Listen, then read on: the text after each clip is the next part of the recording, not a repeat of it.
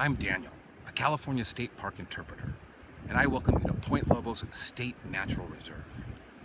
When we look at California history, we see that Point Lobos is a crossroads of culture. Come along with me and let's discover some of the history that is here at Point Lobos.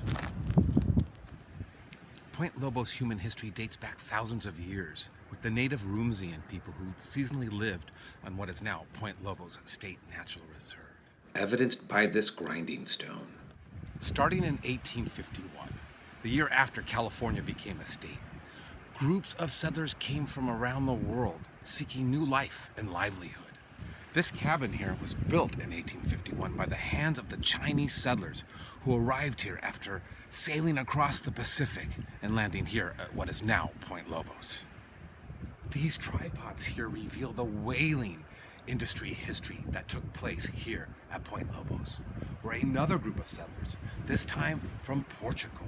From the 1860s onward to about the turn of the century, whaling happened here on and off. The hunters were looking for the oil and the blubber to help light candles and lamps in a time before electricity.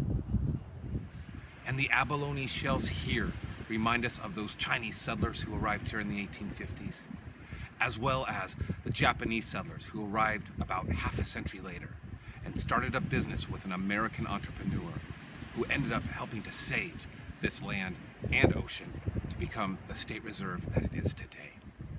Our free long-distance learning program here at Point Lobos State Natural Reserve, known as the PORTS program, highlights this crossroads of culture and takes a look at the human impact on our natural resources, both past and present, with an eye on the future.